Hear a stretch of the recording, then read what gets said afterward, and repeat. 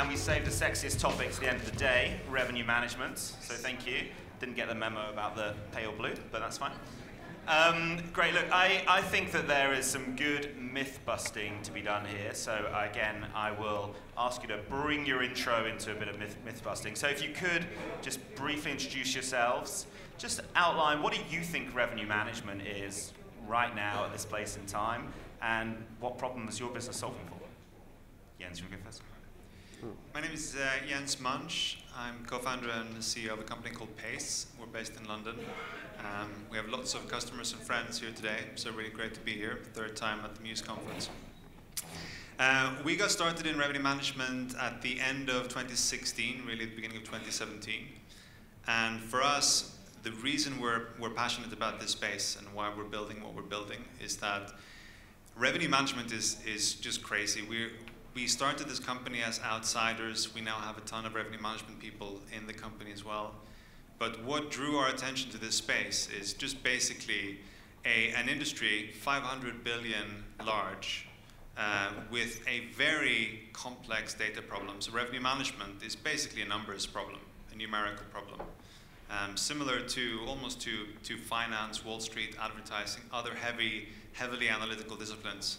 The difference is, in this super large industry, 99% of the solutions are basically opinions, gut feel, and Excel.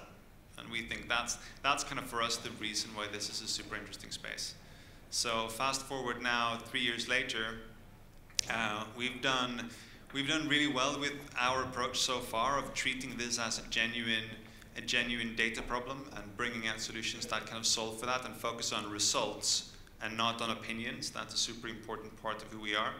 We're now 30 people. We have customers in 45 countries, a lot of them on Mews. So I think we're one of the RMSs with most connections. Within, obviously Mews wouldn't share this with us, but I think from what we're seeing, there's a lot of you who have worked with us or want to work with us. So that's kind of the brief story from us. Thank you. Cristina? Sorry, we're sharing. Thank you, Jens, for starting this. I'm Cristina. I work for Duetto. I would probably start with a pretty interesting stat and then tell a little bit about Duetto. It's quite surprising, if not shocking, that just about 3% of hotels globally use a revenue management system. And so it's shocking in the sense that the most profitable part of the business and the profit management is not actually delegated to any technology, and then hotels are still sort of like focusing on manually collating and manipulating data to get to their insights. They have no idea what days they should be focusing their attention and how to get all the teams on the same page to actually look at the same dates, because those are the ones, the highly compressed days, those are the ones that actually drive the profit in hotels. And so Duetto's kind of started on this journey about 7 years ago now.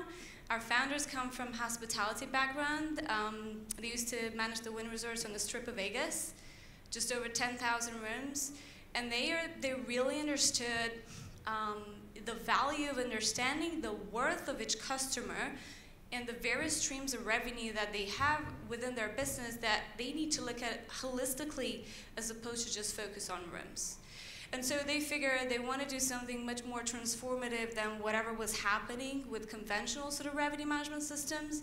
And for that, they needed to understand demand much more groundly. So as a company, Duetto has been very much focused on being able to provide a strategy platform to enable collaboration across various departments, to provide transactional level data so everyone is able to understand total revenue picture for the business, and not just look at, historically how the property's been doing, or what competitors next door are doing, or pick up a pace, but actually get a view of what forward-looking is happening within the business.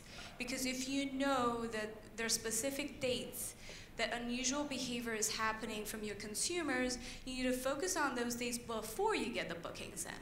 And so that's a very granular approach that the company's been taking to be able to preempt and identify how to focus on those high impact dates and the consumer engagement with products.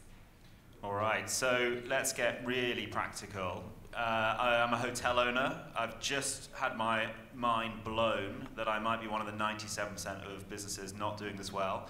I'm hearing a lot of opinions from my team. I'm seeing a lot of Excel sheets from my team. I'm going to go away and do something really actionable. Where do I start? What do I do in that next 30 days, 90 days, so that I start to get confidence? You know what, I actually have a plan around this. Yeah, you can tell that we have a mutual interest here in convincing anybody who is doing revenue management manually that there's a better way. I think we'd all be in much better positions if we actually had an educated conversation about what are the different solutions that we should be using, as opposed to should we be just basing this on opinion. But I think often the starting point is just highlighting the urgency and the impact of essentially pricing, right? We call it revenue management, and it becomes this really complex thing, and we talk about in this kind of like voodoo speak of revenue management, of shoulder days and ADRs and all kinds of stuff, and everybody turns off. But really, the simplest thing is that we have 5 to 10% of our revenues, which is just sitting there in most properties out there, and that could be gathered. You could take that back in a month or two by changing or thinking systematically about what process do I have for pricing. And pricing is often the simplest thing to start addressing. Now, we heard Sander here earlier, who started with, he was even admitting here, was starting with winter and summer prices. Like, there are hotels that are doing this. So I think the starting point is there's 5 to 10% of revenue just sitting there. Does it matter to you? If it does, then somebody senior, GM or otherwise in the property, has to kind of have a think about, first let's actually think about how we're doing this and what the goals are and what the different approaches are, and then comparing them. So before we even talk about, the boring acronym of RMS, let's think about what we're trying to achieve and kind of elevate the conversation. Thank you for touching that, Jens. I think the easiest and the simplest place to start for a general manager and teams is forecasting, right? Forecasting is the base of revenue management. And so revenue managers are absolutely bombarded with data today, and it's really critical for them to be able to determine what each segment and each department around the business is actually able to deliver, because that will impact operations, staffing, performance, sales, marketing strategies, and so on.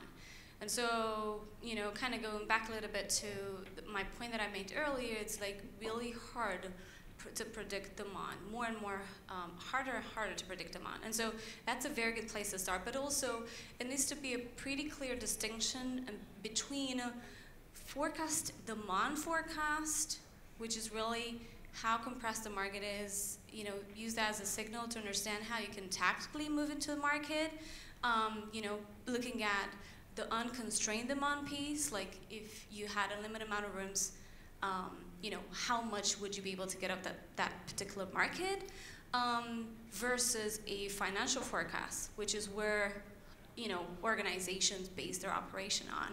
And so getting clarity and visibility at transactional level to be able to determine how to forecast, but still get a view of the demand forecast is the most critical place to start, and the simplest one, I would say. Okay, so I think there's a really good point there around someone senior in the business needs to own this, right? Revenue management is not just a person or a part of a person's job, it's a core part of your commercial plan. And then we're hearing start at forecasting. I think it's a good one. I think the other is just really trying to immerse yourself in the data that you've got today, right? Really, because you probably have more data spinning around the hotel, either in your direct channels or your indirect channels than you think.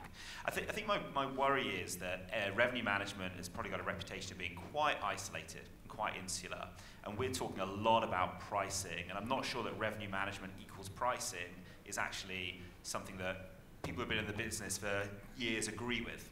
I think it touches marketing and sales and channels, and of course if we're moving into total revenue management, which we'll come back to, it's touching all the departments of your hotel. Now, am I making that too complicated, Jens? Is it just pricing, or how do you make sure that revenue management has that integration with the rest of your business?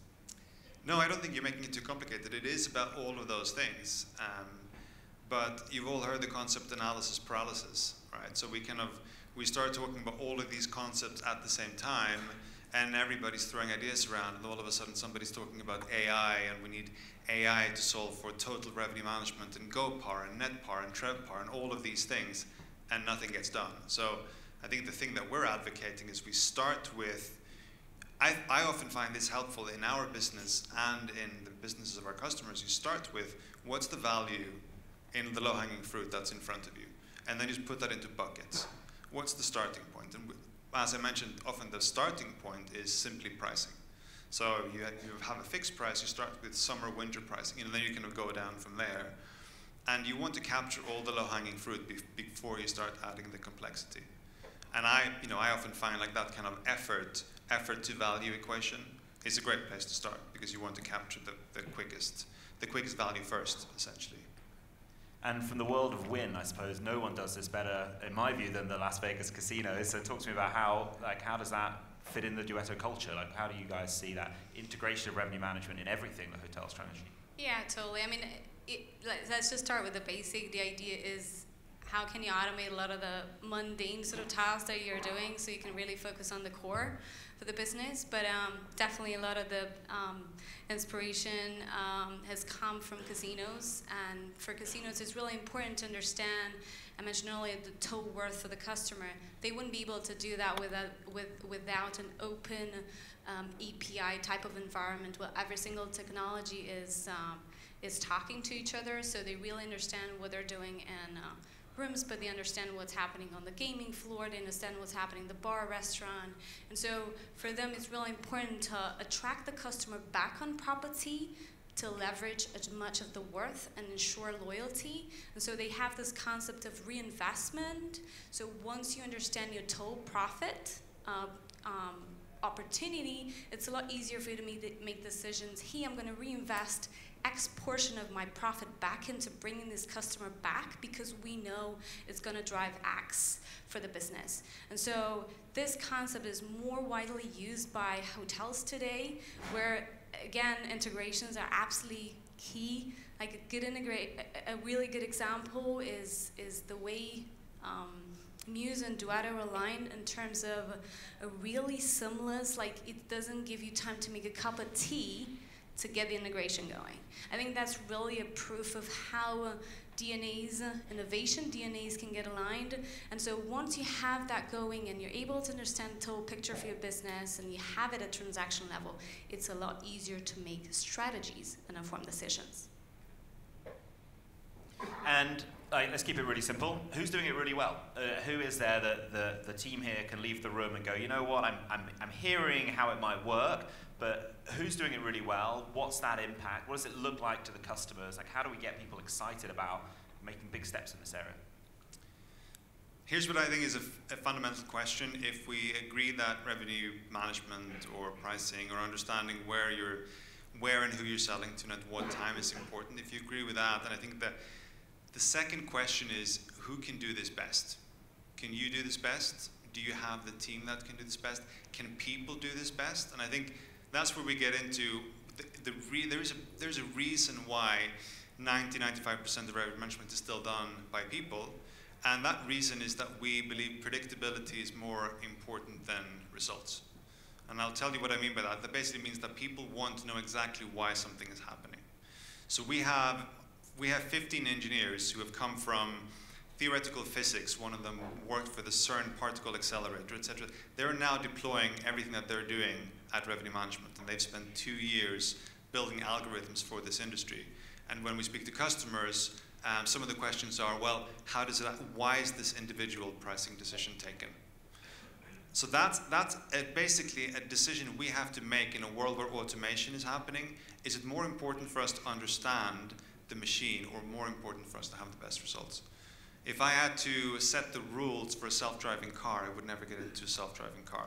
Instead, what we do is we turn on more aggressive or more conservative driving mode. But if we had to actually control how that thing drove, that would be a terrible decision to make. So I think those analogies play back into revenue management as well. You can either buy what we think of some of the incumbent solutions, which are basically cockpits And you have to have a very experienced pilot in there because it's 747 cockpit and there are hundreds of different dials and knobs to turn. We don't think that will generate optimal results unless you have the superhuman in that cockpit 24/7. So what we built instead ground up, it's a system where you give strategic input, the interface is human, so a normal human being can actually understand it, and all of the heavy lifting, the rocket science, so to speak, happens in the background and not in the interface. So I've got to ask a follow-up question, if it's okay. What's going to be the impact on the guest experience, right? When this system is running at full pelt, is this in the interests of guests, and does it matter?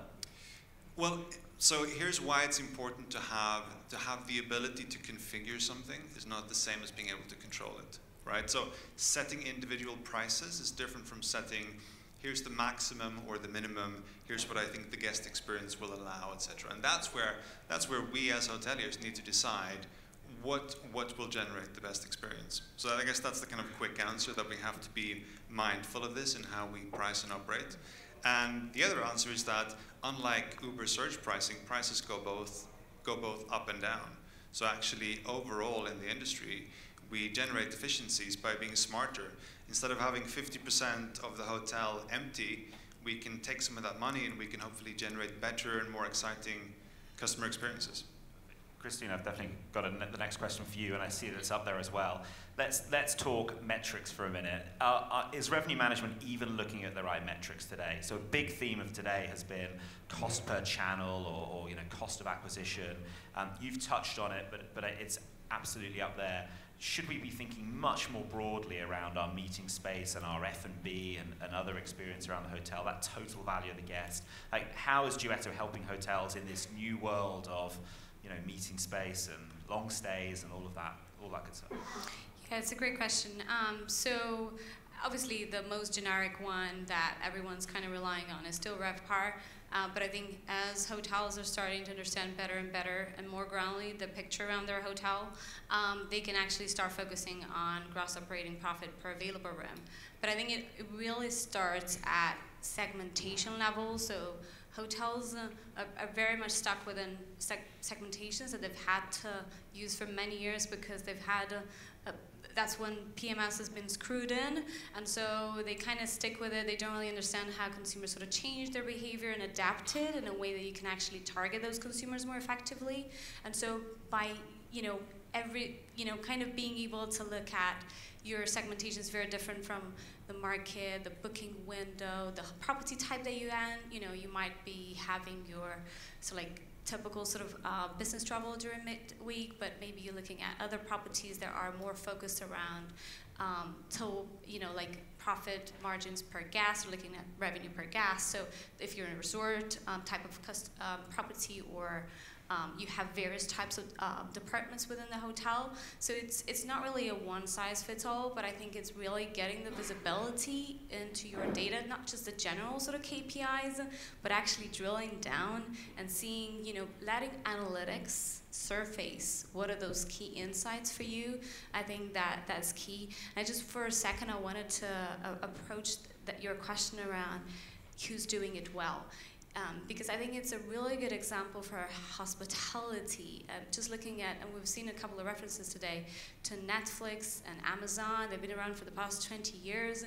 The platform concept, how many people in the room, for how many of you actually resonates?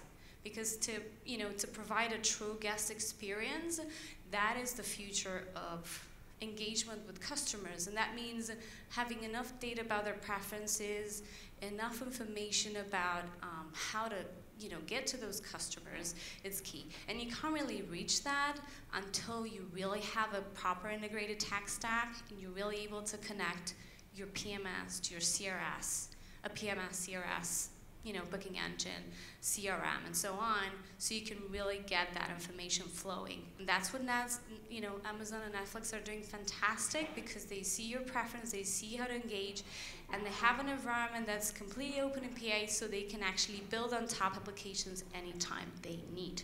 Okay. And then top question on the list, are we seeing a future where our revenue management's run by robots? So if we go with your system, 3 years, 5 years from now, is that it for people and the revenue management profession? Quick answer, no, of course not, because this is ultimately a people industry, and strategy will always be an output of things like brand, where do we sit, what's the value proposition, etc. But I do think, like, I'm slightly concerned about whenever I'm in a revenue management context, conference, etc., this analysis paralysis thing comes up again and again, which I'm just hearing all these concepts and seeing the solutions that are out there, which are basically, in many ways, glorified spreadsheets put on a web page. And it seems sometimes that the metric is more how many reports have we been looking at, or how many segments do we have, etc. We've had these solutions for the last 20, 30 years, but actions haven't been increasing. So we, in 3 years, we were the first solution to bring out 2 hourly updates. We're actually updating forecasts for the next 365 days and updating all of those prices every 2 hours. So that's 12 times a day. That hadn't happened, and we did it in 3 years with the engineering team that we had. So I think it's really critical when we look at RMS and our process to think, are we interested in how many reports and charts are we producing, or how quickly are we responding to changes in the market, and how accurate are our responses? So a typical revenue manager with an RMS or a spreadsheet will take hundreds of decisions a week. We're doing hundreds of thousands of updates and decisions in a week. So even as you've been speaking, the question that's boosted to the top of the list is, you guys are quite expensive.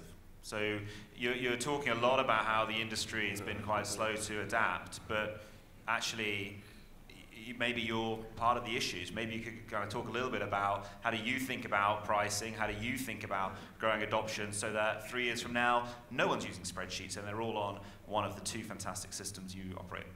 Absolutely. I think the question is more, do you know how much revenue you're leaving on the table today and how much profit?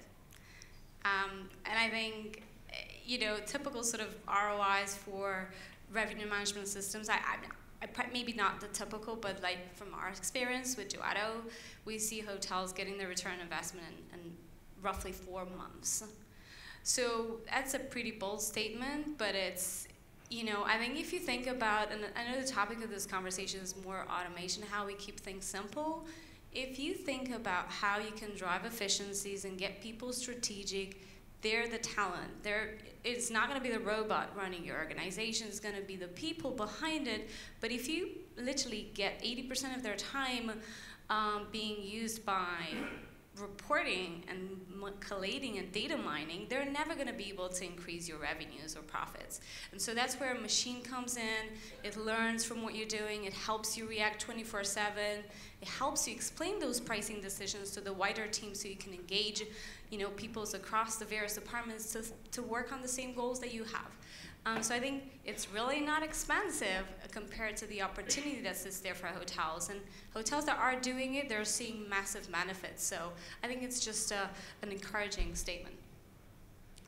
Yeah, I completely agree with that. And I think I'll, because we're a bit younger, I can take it one step further and say, all of you, if you're on Mews, you can be connected into Pace in 3-4 hours and actually be taking pricing decisions. So our team is here, and that's how quick it is. So that's call out to Mews. It's one of the only PMSs that can do this. We can basically have a fully set up system and actually accepting prices and seeing price recommendations in a few hours. Free month, do a free month, see if it makes a difference. If it doesn't make a difference, don't pay us. It's as simple as that. Like we're that confident. These are the uplifts that we're seeing. So going back to Benjamin's point, the quick text, this is really a revenue generator. This is the reason why we have monthly contracts. Nobody gets locked in. We haven't had a single customer leave us in 12 months, and they're all on monthly contracts because they're seeing that continued benefit. Okay, so you're already going down the right path. My request for boxing gloves, unfortunately, was rejected, but you've convinced us that revenue management system's the way forward. You've convinced us to embrace this leadership and change in the area. Now I'm looking at the systems available on the Mews marketplace. Other providers are available. And tell me, what are the 2 or 3 things I've absolutely got to be looking for in the partner I choose? And honestly, why should it be one versus the other? Integrations like open APIs to be able to plug into anything and anytime switch, and make sure that you're able to look at each segment around your business independently and understand the consumer behavior and look forward, not just in the past, and certainly be able to react 24/7 in real time, whilst obviously take away a lot of that manual work and get more efficient. My answer is on this one is super simple: results. Results, results, results. This is just it's actually infuriating to me that we talk about trialing things, and we're only trialing one thing. So I'm not going to name any names here, but I've heard this a few times over the last few months of somebody trialing us or another RMS, and I'm saying, well, okay, so who are you going to trial next? Because obviously you're trialing one solution, then you're trialing the next, but no, you're trialing one. And that wouldn't happen anywhere else. You have to actually try different things and look at results. And if you want to find out what will generate the best results, then there has to be a process of, here's a test that we're going to do and here's how we're going to evaluate it. So that's the simple answer. Don't be led down the route of we have more data sources or we have more integrations. All of these, that's just fluff. What really matters is it generating revenue? That's what should be the criteria. Perfect. Well, look, I think, thank you both for your time. I think it's absolutely fantastic that after a day where we've been all around the world with all these different far-reaching strategies, it really does come down to there is money on the table in the next few hours and days that we can go away and we can act upon. So thanks for teaching us all that and sharing us your knowledge, and that's a wrap. Thanks, everyone. Go get the money.